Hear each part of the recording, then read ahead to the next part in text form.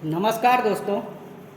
आज हम पढ़ेंगे मैथ में पढ़ेंगे लासा और मासा से संबंधित कुछ महत्वपूर्ण प्रश्न जो टेट और सुपर टेट और सी टेट लेखपाल आदि एग्जाम्स में बहुत ज़्यादा पूछे जाते हैं। तो देखते हैं, पहला प्रश्न है हमारा, दो संख्याओं का अनुपात 8:9 है तथा उनका HCF 6 है, उनका लासा ज्ञात कीजिए। अनुपात कितना है? अनुपात है 8:9 और HCF मासा है उनका 6। तो देखिए, मासा जो होता है, मासा हमने देखा है कि मासा एक ऐसी संख्या होती है जो दोनों संख्याओं में कॉमन होती है, जो दोनों संख्याओं में कॉमन होती है। तो ये जो HCF है ये हमारा कॉमन है ना। इन दोनों अनुपातों में से निकाला जा चुका है ये। अगर हम इस HCF का गुणा इसमें कर देंगे इन दो संख्याओं में अलग अलग, तो वो हमारी निकल आएंगी संख्याएं। तो देखिए, सबसे पहले संख्या निकालते हैं 6। संख्या निकालने के लिए 6 का एक बार 8 में गुणा करेंगे तो हो जाएगा हमारा 48। फिर दोबारा से हम 9 में 6 का गुणा करेंगे तो हो जाएगा हमारा 54। तो ये हो गया पहली संख्या और ये हो गई दूसरी संख्या। अगर हम चाहें तो इसको लॉन्ग विधि से, चूंकि हमारे पास संख्याएं निकल आई हैं, अब हमको लासा निकालना है। 48 और 54 का लासा हम निकालेंगे। अगर लॉन्ग मेथड से निकालते हैं तो देखिए 2, 24, 27, 2, 12, 27, 2, 6, 27, 2, 3, 27, 3, 1, 9, 3, 1, 3, 3, 1, 1 आ गया हमारा। अब यहाँ पे हम गुणा कर लेते हैं तो 3 त्रिक का 9 किए 27, 2 दूनी 54, 54 दूनी 108, दूनी 108 दूनी 216, 216 दूनी 216 गुणा 2 बराबर हो जाएगा 2 छक 12 की 2 हासिल आई है, 2 एकम 2 और 1 3, 2 दूनी 4, 432 हमारा क्या आया? लासा आया। ये तो हमारा हो गया लॉन्ग मेथड। लॉन्ग मेथड से लासा आ गया। लेकिन अगर हम कहें कि शॉर्ट मेथड से हमको लासा निकालना है तो हम कैसे निकालेंगे? तो जो हमारा मासा है HCF है, HCF का क्या करेंगे? हम इन दोनों संख्याओं का गुणा HCF में कर देंगे। 6 में हमने पहले किया 9 का गुणा तो आया हमारा 54। अब 54 में हमने गुणा किया किसका? 8 का। 8 का गुणा कर देंगे, 8 चौके 32 की 2 हासिल आई 3, 8 45 और 3 43, तो 432 हमारा लास आ गया। ये हमारा शॉर्ट मेथड हो गया। या हम इस चीज को ऐसे भी लिख सकते थे कि 6 गुणा 9 गुणा 8, तो हमारा ये 432 HCF आ जाता। इस प्रकार से हम इस सवाल को लगा सकते हैं। अगला सवाल है हमारा 60 और 72 का क्रमशः HCF व LCM निकालिए। संख्याएं हैं हमारी कौन सी? 60 और 72। फैक्टर करेंगे हम तो देखिए, इसका फैक्टर करने के लिए 2 दूनी 4, 3 12, 5 60, ठीक है। अब इसका 2 दूनी 4, दूनी 8, दूनी 16, दूनी 32, ठीक है।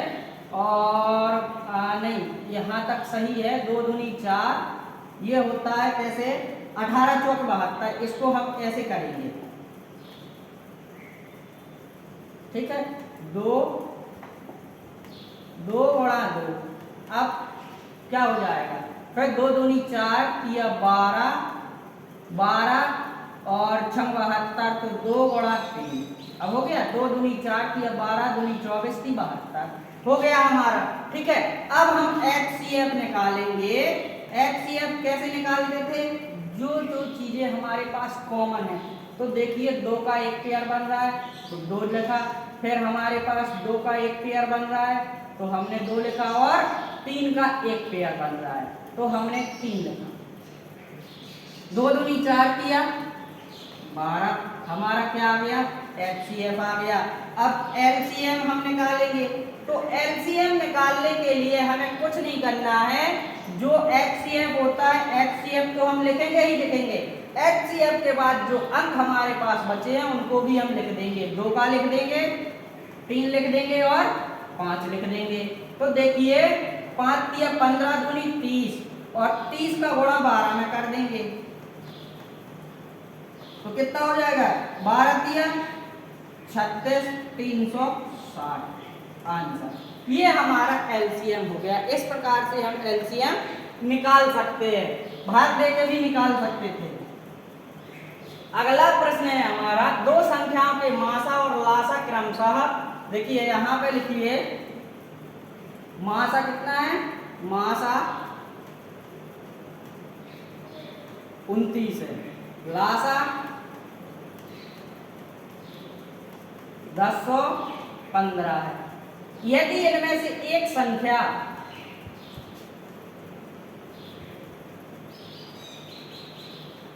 पहली संख्या एक संख्या 145 है, दूसरी संख्या कुछ नहीं है, x मानेंगे,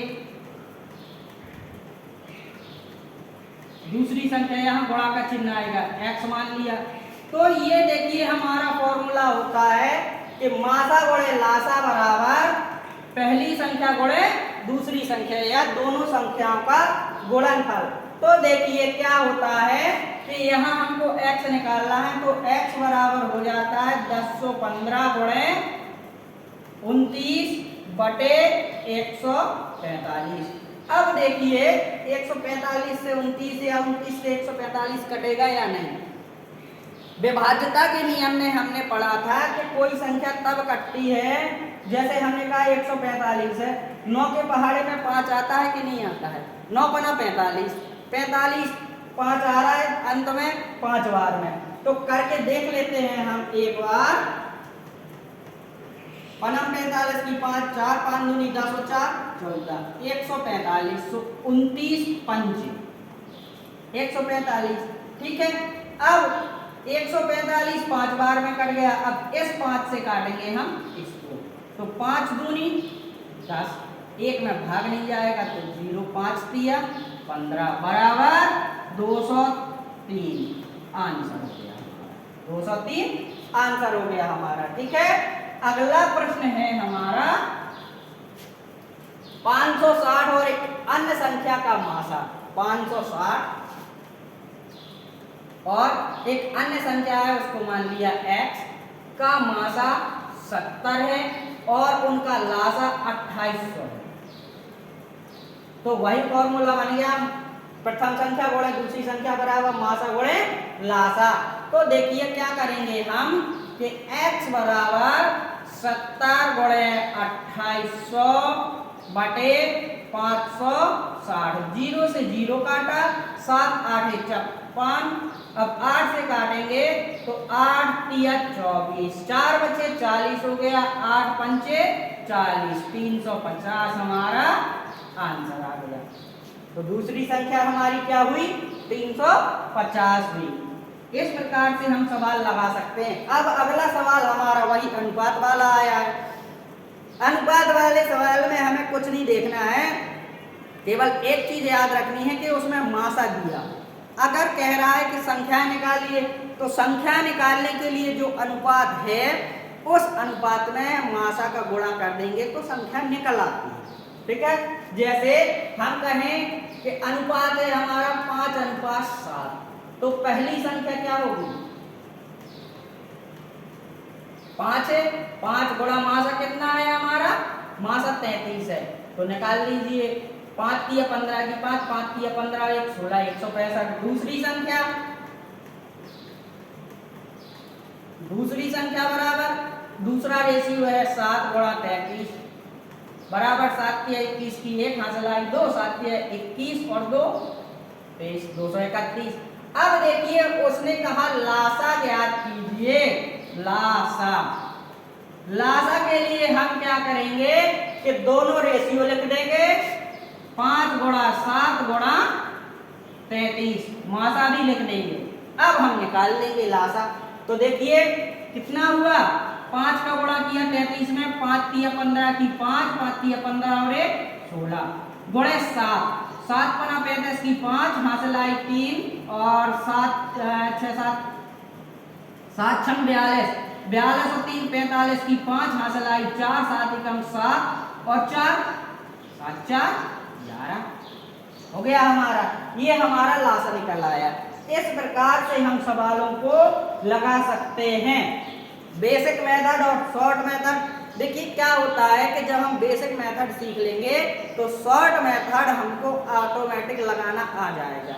जब तक हम बेसिक जानकारी नहीं रखेंगे तब तक हम शॉर्ट नहीं कर सकते हैं। ट्रिक का उपयोग हर जगह नहीं होता है, किन्हीं क्वेश्चंस में ट्रिक का उपयोग होता है। अगर कोई प्रश्न घुमा के दे देता है तो उसमें हमें बेसिक मेथड ही लगाना पड़ता है। तो इस प्रकार से हम सवालों को सॉल्व कर सकते हैं।